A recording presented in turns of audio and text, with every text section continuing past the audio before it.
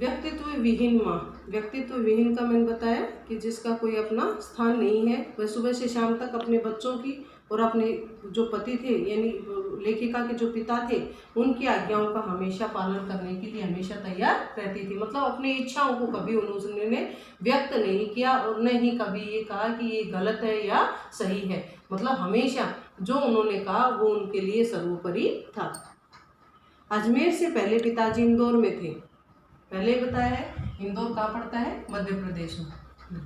तो उन्होंने कहा है कि अजमेर से पहले पिताजी इंदौर में थे जहाँ उनकी बहुत प्रतिष्ठा, सम्मान था, नाम था। कांग्रेस के साथ साथ वो क्या करते थे, साथ साथ वे समाज सुधारकों के कार्य में भी जुड़े हुए थे।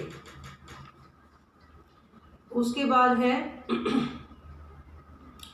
वे केवल शिक्षा के ही उपदेश नहीं देते थे बल्कि उन दिनों वे 8-8, 10-10 विद्यार्थियों को अपने घर पर रखकर पढ़ाया करते थे। यानी जो पिता थे वो कांग्रेस के सदस्य थे, कांग्रेस में से शामिल थे और उसके साथ साथ समाज सुधार के कार्यों में भी यानी समाज सेवी भी थे। समाज सेवी के साथ साथ वे केवल मतलब शिक्षा के उपदेश ही नहीं देते थे कि भाई समाज सेवी हैं या कोई कांग्रेस के नेता हैं या फिर कांग्रेस के कोई सदस्य है उसमें शामिल है तो उपदेश दे दिए, कहीं भी बता दिया कि भाई शिक्षा का ये महत्व है, शिक्षा का जीवन में क्यों जरूरी है, इस तरह के कोई उपदेश नहीं देते थे। बल्कि क्या करते थे, उस समय 8-8, 10-10 विद्यार्थियों को अपने घर पर रखकर उनको शिक्षा दिया करते थे, उनको पढ़ाया करते थे। जिसमें से बहुत से तो बाद में ऊंचे ऊंचे ओहदों का अर्थ होता है पद।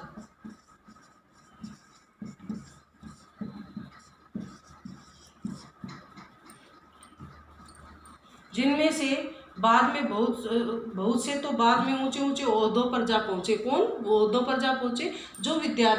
जिन विद्यार्थियों को लेखिका के पिता घर पर रहकर पढ़ाते थे उनमें से बहुत सारे बच्चे तो ऐसे थे जो अच्छी शिक्षा ग्रहण करके अच्छे पदों पर आसीन हो गए, अच्छे सर्वोच्च पद उन्होंने प्राप्त की। ये उनकी खुशहाली के दिन थे। यानी उस समय जब खुशहाली यानी अच्छे दिन थे, जब लेखिका के बता रही है कि जब इंदौर में पिताजी थे तो वो मतलब समाज सेवी थे, कांग्रेस के में भाग लेने का, कांग्रेस के साथ साथ वे शिक्षा भी बच्चों को देते थे और उन विद्यार्थियों को अपने घर पर रखते थे। उन विद्यार्थियों में से कुछ विद्यार्थी तो बहुत अच्छे पदों पर आसीन हो गए, बहुत अच्छे पदों को प्राप्त उन्होंने कर लिया और ये उनकी खुशहाली के दिन थे। तथा उन दिनों उनकी दरिया दिली के चर्चे भी कुछ कम न थे। दरिया दिली का अर्थ होता है उदारता। दरिया दिली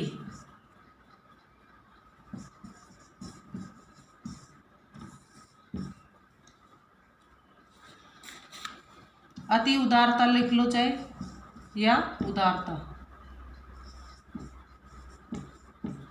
दरिया होता है चौड़ा तालाब जो होता है, झरना होता है नदी का जैसा। दरिया दिली यानी दिल का मतलब पूरा उदार होना, किसी तरह का कोई संकुचित भाव न रखना।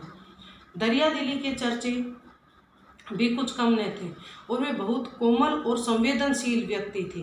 संवेदनशील और कोमल जानते हैं? कोमल मतलब नरम हृदय वाले और संवेदनशील जिस मतलब भावनाओं से जुड़े हुए, संवेदना जिसमें होती है, भावनाओं से जो जुड़े हुए होते थे। तो दूसरी ओर वे एक तरफ तो मतलब उनके स्वभाव के पिता, लेखिका के पिता के स्वभाव को दर्शाया गया है कि एक तरफ तो वे बहुत कोमल और संवेदनशील व्यक्ति थे तो दूसरी तरफ बेहद क्रोधी और अहमवादी। तो दूसरी तरफ उनका जो स्वभाव था वह क्रोध से परिपूर्ण और अहमवादी होना, घमंडी होना, अत्यधिक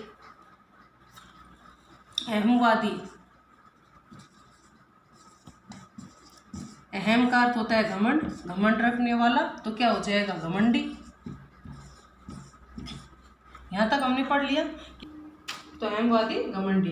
तो इस पूरे जो गद्यांश हमने पढ़ा इसमें एक तो हमने इस पाठ में, इस सार में हमने क्या पढ़ा कि लेखा की अजमेर की यादें और उनके पिता का स्वभाव। यानी लेखिका तो मध्य प्रदेश में जन्मी थी तो मध्य प्रदेश और अजमेर की यादें, ये इतना सा जो पाठ है इसका सार हो जाएगा कि मध्य प्रदेश और अजमेर की यादें के लेखी और उनके पिता का स्वभाव। इस पाठ में हमने 3 चीज़ें पढ़ी हैं कि लेखिका का जन्म तो अजमेर में हुआ था और मध्य प्रदेश के मंदसौर गांव में हुआ था, लेकिन उनकी यादों का जो सिलसिला शुरू होता है वह अजमेर के ब्रह्मपुरी मोहल्ले से होता है।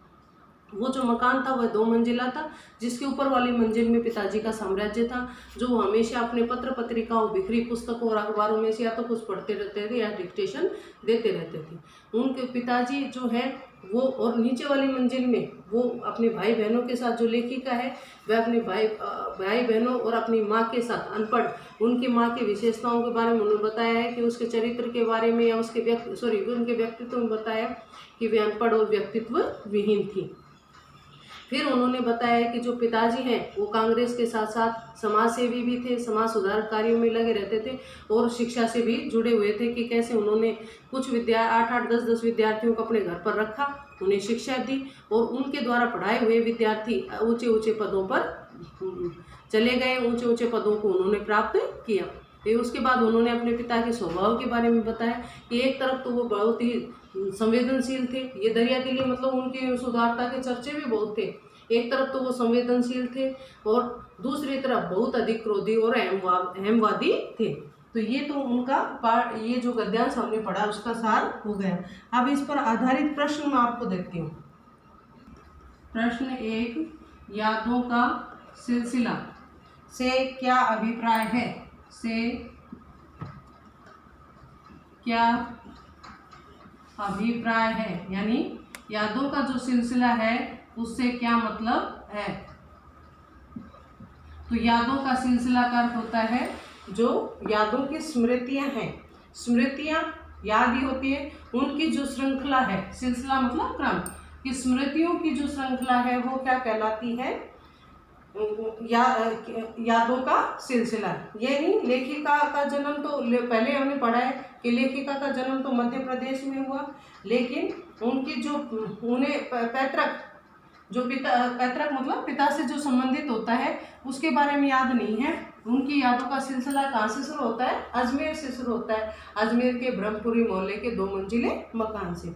तो कहने का मतलब है कि जब लेखिका अपने मध्य प्रदेश में जन्मी थी तो उनकी जो आयु है वो बहुत कम होगी और उनको वहाँ की कोई भी मध्य प्रदेश की या अपने पैतृक गांव की कोई भी याद उनके दिमाग में नहीं होगी, कोई भी याद उन्हें याद नहीं होगी, कोई भी स्मृति उनके दिमाग में नहीं होगी।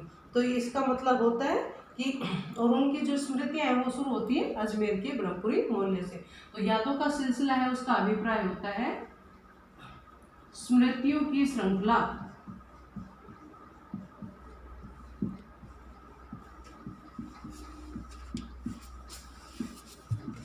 श्रृंखला का अर्थ एक तरह से होता है चैन।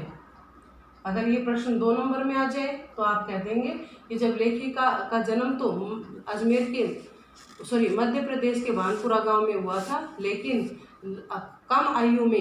कम आयु होने के कारण, अल्प वयस्क होने के कारण उन्हें भानपुरा गांव की कोई भी याद उनके दिमाग में नहीं है या उनको याद नहीं है, कोई भी याद उनको स्मरण नहीं है वहाँ का कोई भी। लेकिन उनकी जो यादों का सिलसिला शुरू होता है वह अजमेर के ब्रह्मपुरी मोहल्ले से शुरू होता है। प्रश्न नंबर 2 देखो। प्रश्न नंबर 2 है, लेखिका ने अपनी माँ को किस रूप में चित्रित किया है? लेखिका ने अपनी माँ को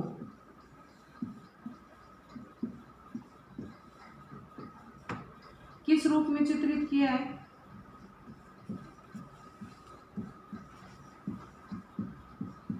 उन्होंने अपनी माँ को कैसा बताया?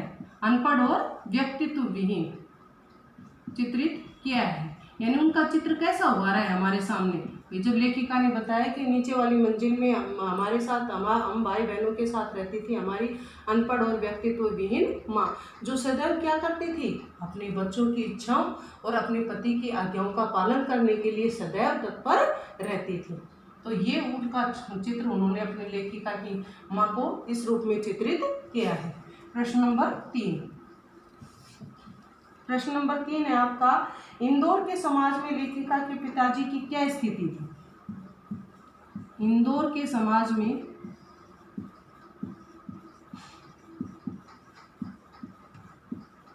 लेखिका के पिताजी की